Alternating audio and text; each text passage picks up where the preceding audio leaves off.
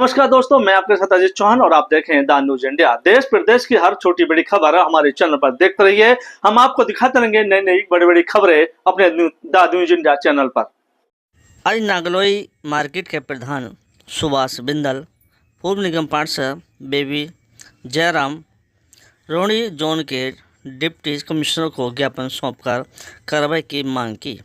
Nangloi market में अवैध तरीके के अतिक्रमण, पटरी और 14 साल से भ्रष्टाचार में लिप्त फ्लाईओवर को बनाने को लेकर ज्ञापन सौंपा गया, जिसमें एमसीडी के डिप्टी कमिश्नर ने 12-15 दिन के अंदर इस फ्लाईओवर का निर्माण पिछले 14 वर्षों से ऐसे ही रुका हुआ पड़ा है। एमसीडी, पीडब्ल्यूडी और दिल्ली पुलिस के भ्रष्ट अधिकारियों की वजह से जहां इस मुद्दे को लेकर के पूर्व रूप नागलोई मार्केट के प्रधान सुभाष बिंदल उठाते हुए आ रहे हैं। बता दें कि इस मार्ग पर काफ़ी अतिक्रमण होता है, जिसको लेकर के वहाँ की एसोसिएशन ने साफ साफ कहा है कि यहाँ की एमसीडी और दिल्ली पुलिस दोनों मिली भगत हैं, जिससे कि यहाँ पर जाम लगा रहता है। यहाँ करीब 500 से अधिक रेडी पट्टी लगी होती हैं, जिसको हटाना बड़ा मुश्किल होता है, लेकिन उनका कहना है कि हम जल्द से जल्द इसको हटाएंगे। लेकिन 15 साल हो चुके हैं, अभी तक इस पुल को चालू नहीं किया गया। आखिरकार किसकी जिम्मेदारी है? गुमराह कर करके उन्होंने अब नया एक इशू चला दिया। इससे पहले इन्होंने इशू चलाया था, इनके डेमोलेशन की डेट आ गई थी। उस टाइम इन्होंने ये कहा, सीएम साहब को चिट्ठी दी, मतलब जो ना हमारा जो है ना जी डेमोलेशन 1 महीने के लिए रोक दो, हमारे बच्चों के पेपर हैं। उस डेमोलेशन को आज तक इन्होंने कंटिन्यू रखा, कोई बात नहीं, चलता रहा। लेकिन हमने भी ये सोचा भाई चलो ये फ्लाईओवर तो बनना ही बनना है। मेहनत हमने खूब करी है, खूब घूमे है, लेकिन उन्होंने इसको वन साइड उतारने लगे। उस टाइम भी वो बीच में आ गए थे, लेकिन हम मर गए भाई ये तो बनेगा।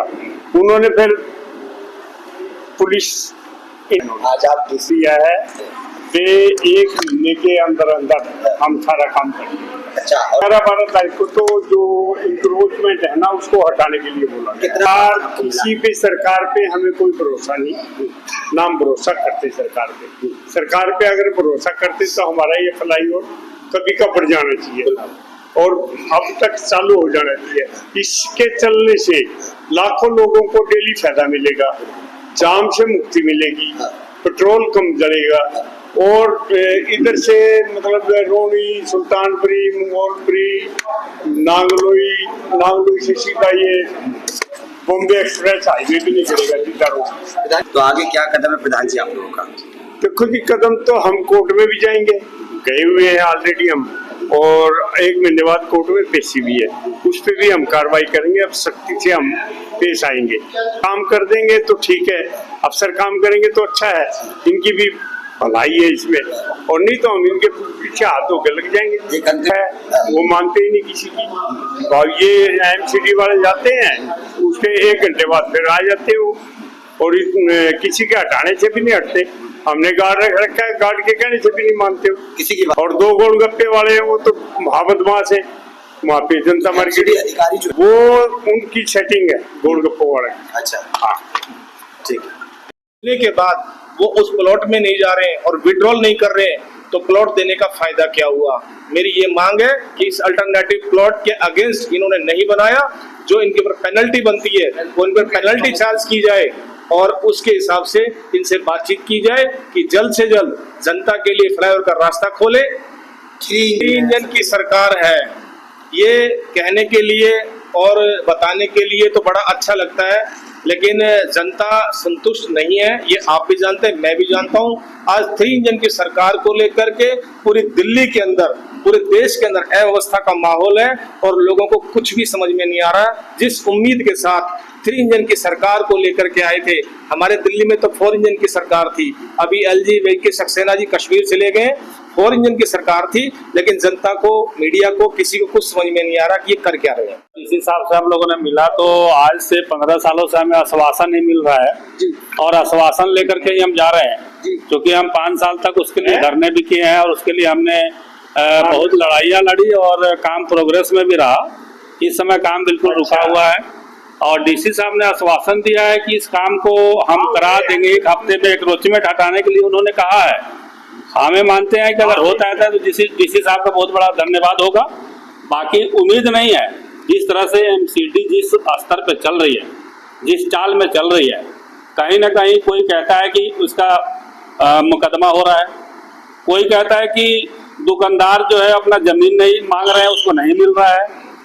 हमें कहते हैं कि दुकानदार का मामला और उनका स्टे का मामला कोर्ट देखेगा, लेकिन जो आवश्यक चीज है कि जितना फ्लाईओवर और अंडरपास को चालू किया गया है उसको तो कम से कम पूर्ण रूप से चालू रखा जाए। वहाँ पे रिक्शे खड़े कर दिए जाते हैं, रेडी पट्टी लगा दी गई है। नागलोई मेट्रो स्टेशन से एसडीएम ऑफिस तक 500 से ज्यादा दुकानें हैं जिसकी गैर मतलब वसूली की जाती है और उसके वजह से ही लगा है। उसमें एमसीडी भी इन्वॉल्व है, प्रशासन पुलिस भी इन्वॉल्व है, जिसके वजह से वो धड़ल्ले से दुकान चल रहा है और पब्लिक परेशान है। हमने उसकी अभी 2 दिन पहले भी वीडियो बनाई है। वहां पे पैदल भी निकलना दुश्वार है। तो हम तो एमसीडी से और प्रशासन से यही निवेदन करेंगे कि प्रशासन उसमें लोगों के राहत के लिए, सुल्तानपुर के 5 लाख लोग परेशान है, नागलोई की जनता परेशान है, तो उनके लिए ये थोड़ा राहत करे कि वहाँ का एंक्रोचमेंट हटा दें। फिलहाल जो केस जो डिसीजन लेगा वो सबको मान्य होगा। अधिकारी इन्वॉल्व है और सीधा सीधा उनका इन्वॉल्वमेंट है, जिसके कारण जब भी एमसीडी वहां पर कार्रवाई करने के लिए जाती है, जब भी उनकी रेडी पटरी उठाने के लिए जाती है, उनको पहले से ही पता लग जाता है।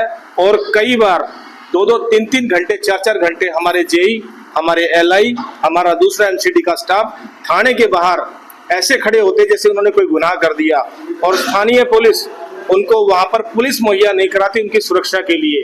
उनके साथ बहुत बार दुर्घटनाएं भी घटी है।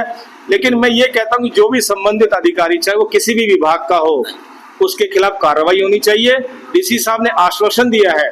अभी हम सुभाष बिंदल जी हैं, बेबी जयराम जी हैं, हमारे बहुत सारे साथी यहाँ से डीसी साहब के साथ मिलकर के आए हैं। उन्होंने आश्वस्त किया है कि इसके ऊपर मैं सख्त एक्शन लूंगा और हमें उम्मीद है कि डीसी साहब इस पर कार्रवाई करेंगे। मैं तो ये कहता हूँ कि इस फ्लाईओवर का नाम मेहुल चौकसी रख दो या विजय माल्या रख दो, क्योंकि अपने आप में 15 साल, जैसे आप बता रहे हैं, हम भी 15 साल से सुनते आ रहे हैं।